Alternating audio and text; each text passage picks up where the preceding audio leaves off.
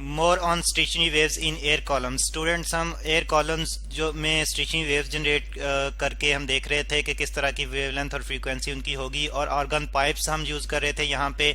और पहले हमने organ pipe open ended use किया था, उसके लिए हमने फ्रीक्वेंसी और वेवलेंथ को जनरलाइज किया, और उसमें हमने देखा कि वेवलेंथ जो है वो उस लेंथ का डबल जो है वो एक इंटीजर से डिवाइड होता है, 2l divide by N. N क्या है जी? ये इंटीजर है, यानी कि अगर एन को हम रिप्रेजेंट करना चाहें तो ये 1 2 3 और 4 एंड सो ऑन। ठीक है, इसी तरह से फ्रीक्वेंसी के लिए हमने देखा कि एन जो है स्पीड जो है सॉरी ये डिवाइड होती है 2l पे। आप जरा गौर करें कि यहाँ पे भी स्पीड थर्ड फ्रीक्वेंसी के लिए 2l पे डिवाइड हो रही है, यहाँ पे जो है वो 2 पे डिवाइड होगी, लेकिन ऊपर भी 2 आ रहा है सेकंड फ्रीक्वेंसी की वजह से, तो 2 से कैंसिल आउट हो गया था।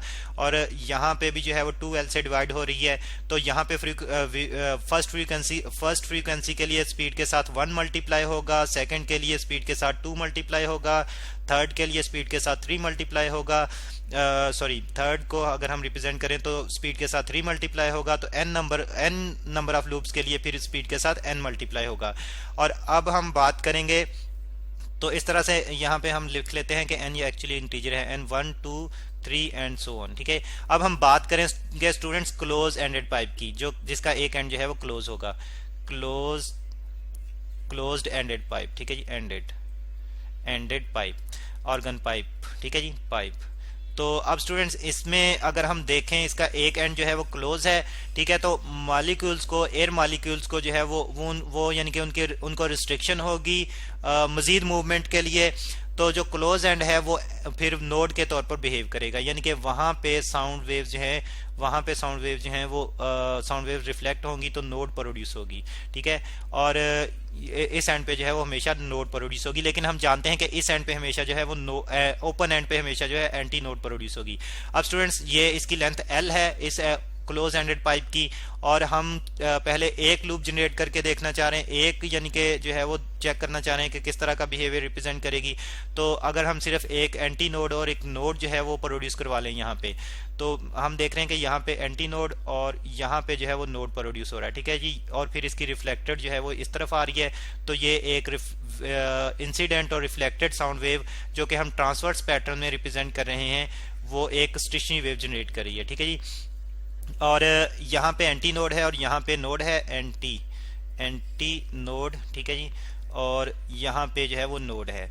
और स्टूडेंट्स हमने बात की थी कि दो कंसेक्टिव एंटी नोड्स के दरमियान में या दो कंसेक्टिव नोड्स के दरमियान में हाफ ऑफ वेवलेंथ प्रोड्यूस होता है।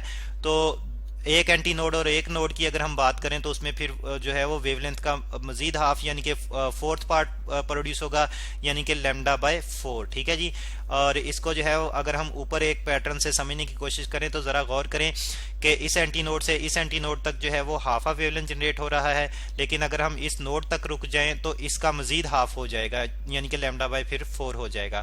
तो बिल्कुल यही चीज जो है वो यहाँ पे हमें नजर आ रही है। अब ये जो है वो एक ही वेव हमने जनरेट की है, तो λ1/4 हमारे पास जो है ये आ रहा है l के इक्वल, या फिर λ1 हमारे पास आ जाएगा 4l। ठीक है जी, तो इससे जो है वो एक फर्स्ट वेवलेंथ जो है वो हम कैलकुलेट कर सकते हैं। और अगर हम फर्स्ट फ्रीक्वेंसी की बात करें तो स्टूडेंट्स फर्स्ट फ्रीक्वेंसी जो है वो बिल्कुल उसी तरह से कि स्पीड डिवाइड बाय वेवलेंथ, तो speed of sound in air है, यहाँ पे v speed of sound in air को रिप्रेजेंट कर रहा है, और डिवाइड बाय फर्स्ट वेवलेंथ। और अगर हम वेवलेंथ की जगह 4l सब्स्टिट्यूट करें तो फर्स्ट फ्रीक्वेंसी या फंडामेंटल हार्मोनिक हमारे पास आ जाएगा v डिवाइड बाय 4l। ठीक है जी, तो इससे हम फर्स्ट फ्रीक्वेंसी कैलकुलेट कर सकते हैं क्लोज एंडेड पाइप के लिए, और इसको फंडामेंटल फ्रीक्वेंसी भी इसको हम कह सकते हैं। ठीक है, और फिर इसके बाद हम देखेंगे कि अगर जो है वो दो लूप्स जनरेट हो रही हों, दो वेव्स जनरेट हो रही हों तो क्या होगा।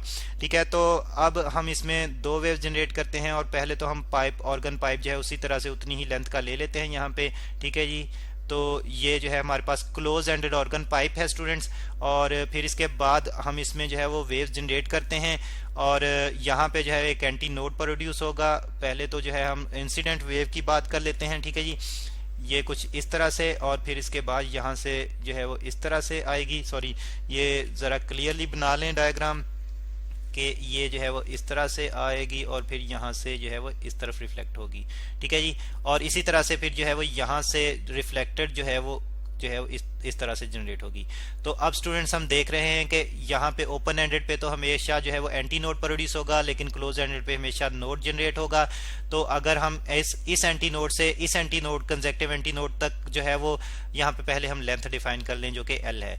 तो अगर हम वेवलेंथ चेक करना चाहें एंटी नोड से कंजेक्टिव एंटी नोड तक, तो वो हम जानते हैं कि लैम्डा बाई 2 होती है, लेकिन एंटी नोड से कंजेक्टिव नोड तक वेवलेंथ जो है वो लैम्डा बाई 4 होती है।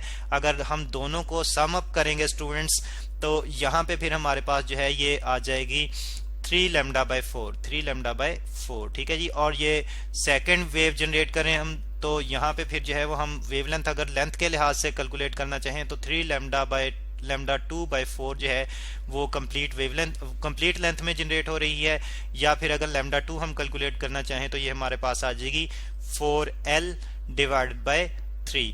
तो स्टूडेंट्स इससे जो है वो हम फिर सेकंड वेवलेंथ कैलकुलेट कर सकते हैं। और अगर हम सेकंड फ्रीक्वेंसी की बात करें तो सेकंड फ्रीक्वेंसी के लिए जो है फिर हम स्पीड ऑफ साउंड को वेवलेंथ से डिवाइड करेंगे और सेकंड फ्रीक्वेंसी को सेकंड वेवलेंथ से ही कैलकुलेट करेंगे।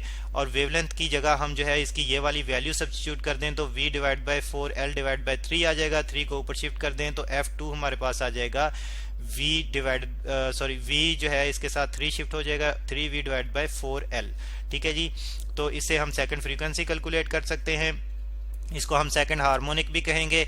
और फिर अगर हम बात करें कि अगर जो है वो 3 वेव्स जो है 3 स्टेशनरी वेव्स अगर हम जनरेट करवाएं इसी क्लोज एंडेड ऑर्गन पाइप में, लेंथ उसकी वही होगी, ठीक है जी।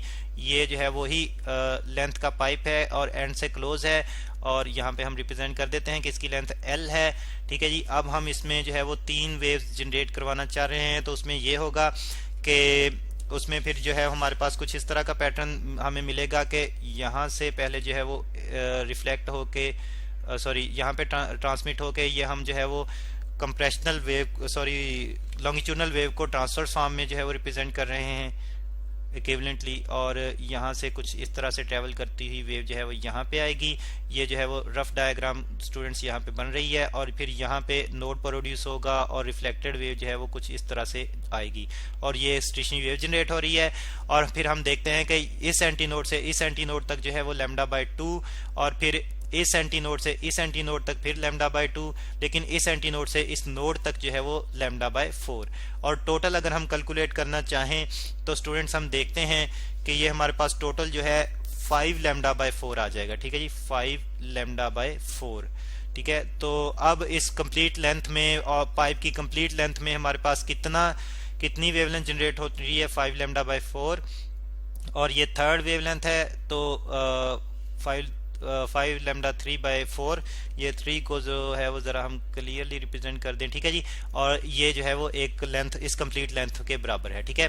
और फिर जो है वो अगर हम वेवलेंथ के लिए सॉल्व करें तो लैम्डा 3 हमारे पास आ जाएगी 4L डिवाइड बाय 5, ठीक है जी। तो इससे स्टूडेंट्स हम जो है वो थर्ड वेवलेंथ कैलकुलेट कर सकते हैं जो कि जनरेट हो रही है क्लोज्ड एंडेड पाइप में, ठीक है जी। और फिर इसके बाद हम बात करेंगे फ्रीक्वेंसी की, तो फ्रीक्वेंसी जो है थर्ड फ्रीक्वेंसी हम कैलकुलेट कर सकते हैं speed of sound divided by wavelength. तो यहाँ पे स्पीड ऑफ साउंड वही और वेवलेंथ की जगह 4L/5 पुट करेंगे, तो ये हमारे पास जो है 5 ऊपर शिफ्ट होके थर्ड फ्रीक्वेंसी में मिल जाएगी 5V डिवाइड बाय 4L।